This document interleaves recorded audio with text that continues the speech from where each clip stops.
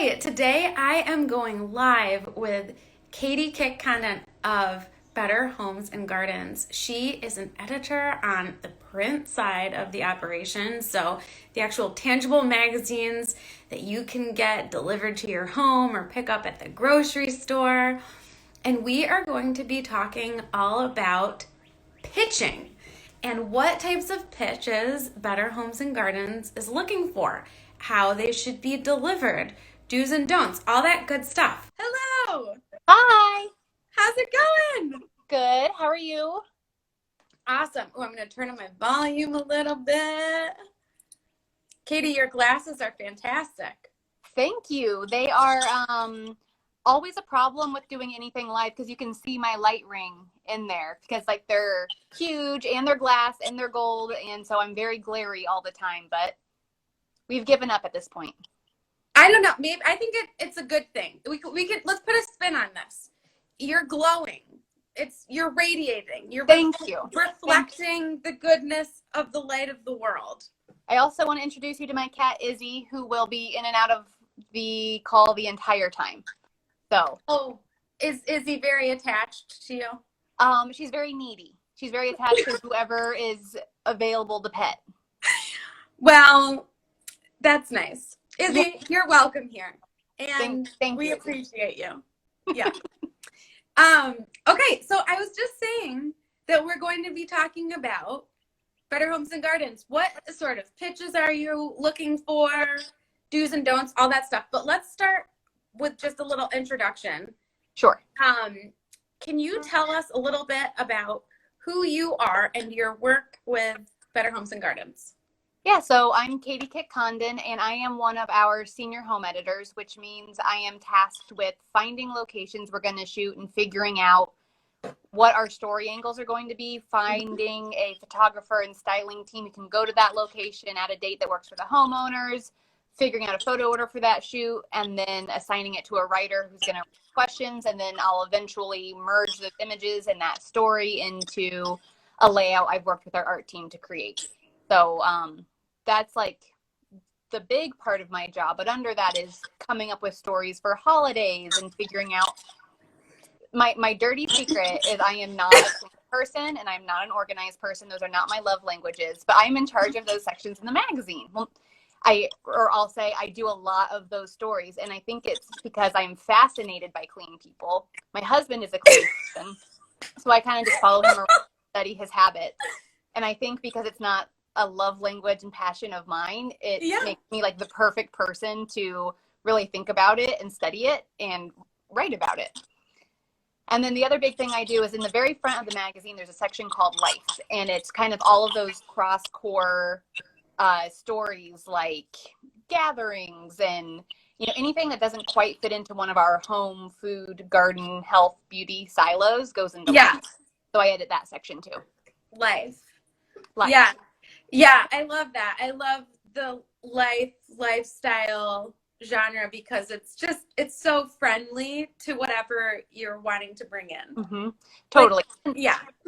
It's the real life point because nothing is ever just your house. Your house also has to work for what you're cooking and for what you're gardening. Like everything that we do in our real lives crosses those boundaries. And so it's kind of the place where you can tell those stories where the silos blend. Yes, totally. Ben here is just commenting. He says, I am fascinated by organization and am the least organized person ever. So there you go. Yeah, there's a whole group of us, I think, in the world who it's not that I dislike cleaning. It's not my natural impulse. I was not raised to really make that a big priority. And sure. So as an adult, I've had to learn, now I have a child and I like to have a nice house. So I have had to improve my skills, but it's totally like from a voyeuristic point of view. That's great. Well, yeah. And Instagram, gosh, what a great space to just live into that voyeuristic personality of yours. Like you get to see all of the organizing happening, the bins, the labeling. It's good stuff. Okay. So what are some topics and themes that you are interested in seeing, that Better Homes and Gardens is interested in seeing when someone's thinking about a pitch? We always are looking for new ways to tell the same kinds of stories that you would expect to see. So Yeah. you are gonna have to do a lot on Christmas and Hanukkah. So like right now, December is kind of coming up for us, and so we're trying to like, how do I talk about Hanukkah in a brand new way that people are going to be excited to read, excited to learn something new, but also people don't want something that's totally different. They want, especially for holidays, the stuff that makes them like feel good. Like for Christmas, there's a stat where they gave people color palettes, and I think it's 80% of people just decorate red, white, and green. They're not going to do anything different. And so we always try and give at least one story that's off of that. But how do you tell about Christmas that looks traditional and hits you right in pulls your heartstrings, but also feels new and fresh? So that goes for all different holidays, from, the big stuff like Christmas to the smaller stuff like a Kentucky Derby party, like a mint julep, groundbreaking. How can you tell these things that we all want to learn about? We all want to go to a St. Patrick's Day party, but what can you do that's going to put like a little spin on it? Yeah. Yeah. Okay. So what's your fresh take on something that reoccurs? Is that a good summary? Yes, that's the perfect summary. It's because we're a monthly, we are going to come out, and like, we don't like have a calendar of events or anything in the magazine, but every May your tulips are going to come out. So like, yes. Yeah, it's those things that are cyclical and we're all excited about. And especially you kind of get a taste of it now on Instagram, where we're all excited about these same things that like in the magazine purchase, like the swirling zeitgeist. We're all in that same swirl of being excited that our peonies are out. And so you see everybody in the world posting about peonies, and you kind of know, all right, next early June, I want to do a story about peonies because I see how excited about it everybody is this year. So you kind of look in advance and plan for that.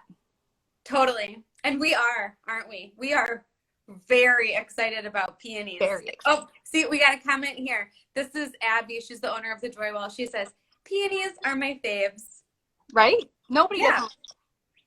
They smell so good. They're gorgeous. Mm-hmm. You can't go wrong. Okay. So another question.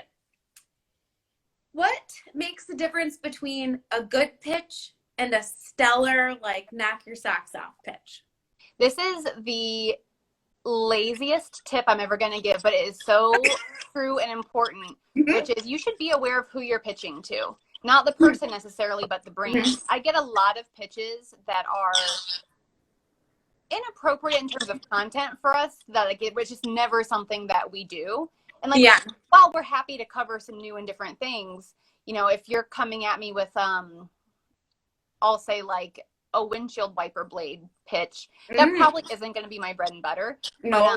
But, it is more nuanced than that, where like, if you like, we do every issue, we have a story called I Did It. That's basically a weekend project and a real person who did it.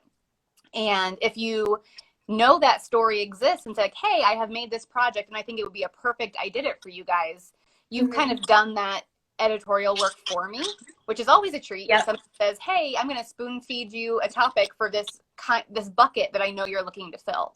So if you're pitching to a magazine, you should know that magazine and know the buckets that they fill every single issue. And if you can fill something specific, that's kind of like the first hurdle, because I don't have to come up with like a whole new template to figure out how you fit. Totally. Yeah. I love that. So wherever you want to be, read them and really get to know what they do and how you fit in with that. Yeah, it seems obvious, except for I can imagine how when somebody is trying to make a massive and broad push to promote something or themselves or whatever, they may lose some nuance. So you're saying like, hey, don't. Right. It's just like sending out a resume, I think, where you always get the same advice of know who you're sending it to, make it specific. Totally. And it really is the same, where, a great product or a great pitch, I'm going to figure out how to work with it. But sometimes it is nice to see that somebody, kind of has figured, they know their brand better than I do. And they kind of put it into place. And then otherwise it's just being neat, tidy, and organized, and sending the images, sending the prices, sending everything that I'm going to need to know.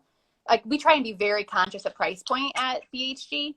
So we don't want to, have things that are, a $900 throw pillow. We need to have something that is in our, that's an exaggeration.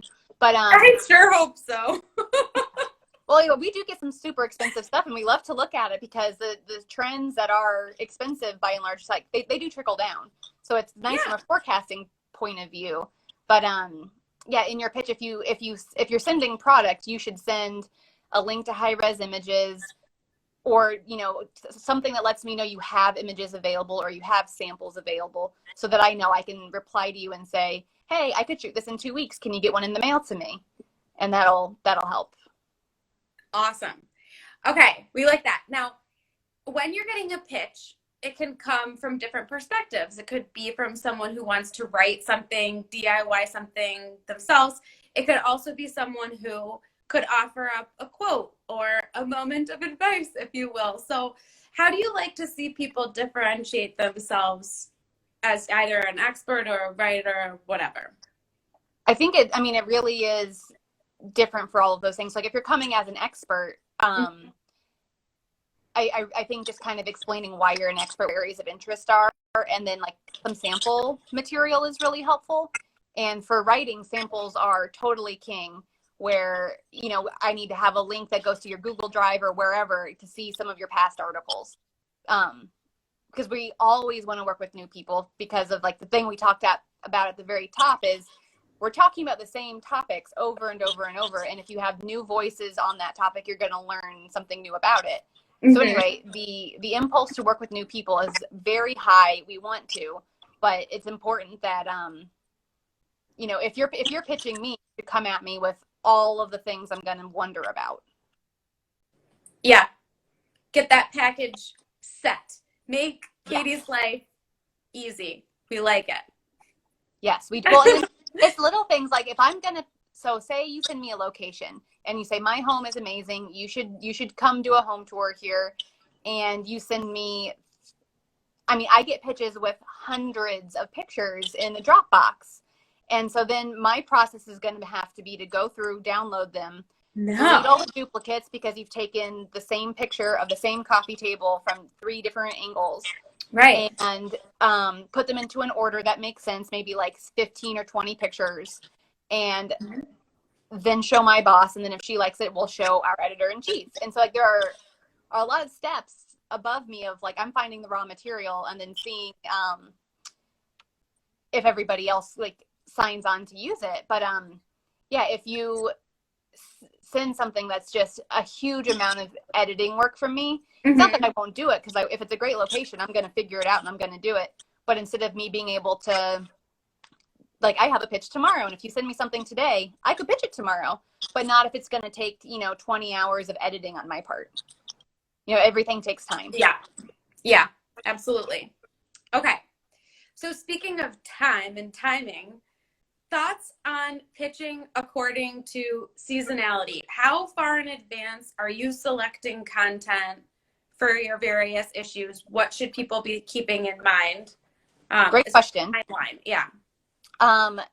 For stuff that's hyper seasonal, like, Christmas or Halloween, like, we have already shot what we're going to run in October 2021 in October 2020, because that's when we could get the pumpkins and all the things, and we can shoot seasonally. So if you're gonna, if you want to use natural materials that are going to be difficult to get out of season, keep in mind that your pitch should really be over a year in advance. That way, if you pitch me something for October in July, I'll have time to pitch that up the chain. We'll be able to make a plan, come up with an art concept, and get all those materials to shoot in October, so that next October we can run those images in that story. But and keep in mind, I'm a print person, so my lead time on everything is much longer. I would say we just pitched January on Monday. So that's our pitch. But we're finishing August and pedal to the metal on September. So at any point, we usually have, between 5 and 6 issues sort of percolating at different stages. Mm-hmm. So, like, pitch me for February now. I'm ready. This means like coming up very fast on that St. Patrick's Day pitch. But if you want to pitch to our digital counterparts, they move in a much swifter manner and are definitely newsier. And so you can pitch them, you know, they like advanced warning so they can make plans, but they can move quickly if they need to. Newsier. So like trends, pop culture references, things like this. Exactly. Like, for instance, if there's like a hot new thing on TikTok that everybody is making or whatever, the perfect place for that is our digital, because they can make it now, they can figure it out now, versus I'm going to have to bank that something is going to have a very long life to be able to have it feel relevant and not like, annoyingly outdated in 6 months. Totally. Yeah. So it's just a different vibe. I like it. Okay. So typically when we think about a pitch, we're imagining an article, but there are obviously lots of different types of content that could be useful. Are you interested in pitches that revolve around those other things like video or social media, going live, podcast guesting? Like what else might you want to see besides an article pitch? If something has additional lives, that is always a super attractive prospect for us, meaning if you have a story where you DIY'd your own window treatments, then I'm going to shoot it and I'm going to put a ton of resources into making it amazing. But maybe that same project can be picked up by one of my sister magazines, like DIY magazine, and they could run the same thing at no cost to them for what I've already paid to do. And the same thing, like then the BHG.com can pick it up, and then our social team can pick it up. And so we can get tons of use out of this one thing. So we love things that can have a lot of lives. That's always very attractive. And I think in terms of things like Instagram lives and videos, if you have the ability to do that, you know, that's not like my thing that I need, but you go ahead. Yeah. I was shutting my office door because the doorbell rang and my dog was sounding off. So anyways, continue on. Yeah. But if you have the ability to do more than what you're being asked, you should pipe up about that. Because like, I don't know that you're amazing at video unless you tell me. So maybe it's not necessarily, a sure thing that we can do it. But if you have the ability to add an extra layer, an extra life onto a concept, maybe we can totally run with that. Awesome. Okay. So articulate what you can do regardless. Let you know all the things. All right.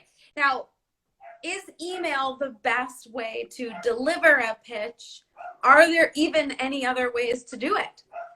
No, email's great. I get a lot of, we have a stable of field editors who are people all over the country, and they are on our roster to really mine their local areas and find the best locations, the best designers, and send them into us.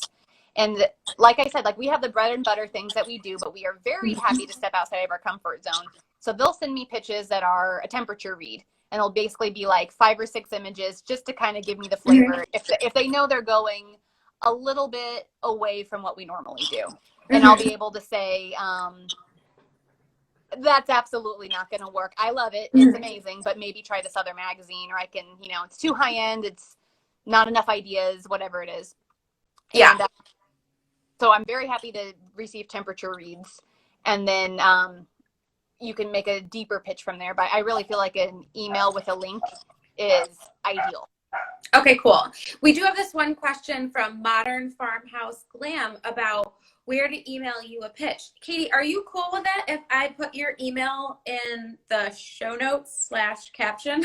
Go for it.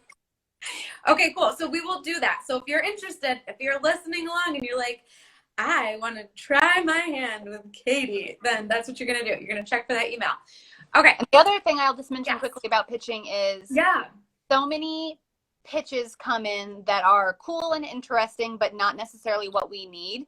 But if we can take your style and your skills and turn it a little bit, like, I don't need Valentine's Day content right now, but what I really need is a Mother's Day brunch or whatever it is. It's good to get your name in front of people and your skill set in front of people. That way, when I have a hole to fill or a problem to solve, I have your name at the top of my mind of like who could potentially help with that. So don't be discouraged if your specific pitch isn't used. I really think like establishing familiarity with people is really important, because then I'm going to be thinking about you the next time. You don't know what else is going on in our little world, but I know what the holes are and can ask you for something to fill it. Actually, that was the perfect segue into the next question, which is, what do you do if you don't hear back from an editor? What is your recommendation to handle that? I would make sure that you're aware, like, maybe you guys are all feeling this too, but do you think that you're getting double the amount of emails for the start of COVID than before? Like, my email has gotten so spam and so difficult to wade through. Like, every single day I kind of just like top to bottom do a mass read, because I know, like, I can just tell that all of these are pitches that are not for me. Yeah. So anyway, keep in mind that I'm sure everybody is in that same boat of having too many emails. So if especially if something is super timely, totally ping and just like, hey, I'm sure, this got lost in the mess. I wanted to see if this was something that would work for you. And then hopefully the editor will be able to get back to you. So never a bad thing to follow up, for sure. But yeah, just keep it like, we try and respond to everything, but if you didn't get a response, and like, especially if it's timely, follow up, and then, keep coming up with ideas and keep sending them in. Okay, cool. We have one question in the comments, and then I have one more question for you too. Do you have time for both? What's your thought? Go for it. Sure. Okay. You're awesome. Okay. All right. So we'll ask the question in the comments first. So Modern Farmhouse Glam is asking, do you have any particular content that you're currently looking for? So she's hearing you say, help us fill in the holes. What are your holes? Well, I would judge by your handle. I would just make sure that you're aware that I have a whole set of colleagues in Meredith Premium Publishing who do country home, country French, modern farmhouse style, and DIY farmhouse. And it seems like that might be right up your alley. So I would get familiar with those titles and consider pitching directly to them if you feel like you are a good match with them. And then with BHG, I said a little while ago, I don't know if you were on for that we're going to pitch February next month. So keep in mind that we're coming from February into spring. So that's sort of like the stuff that we're going to be looking for. Awesome. Okay, cool. And then the last question I have for you is, I know this varies from editor to editor, but for you, is building rapport in DMs, getting chatty on Instagram, is that something you enjoy? Would you take it or leave it? Thoughts? Yeah.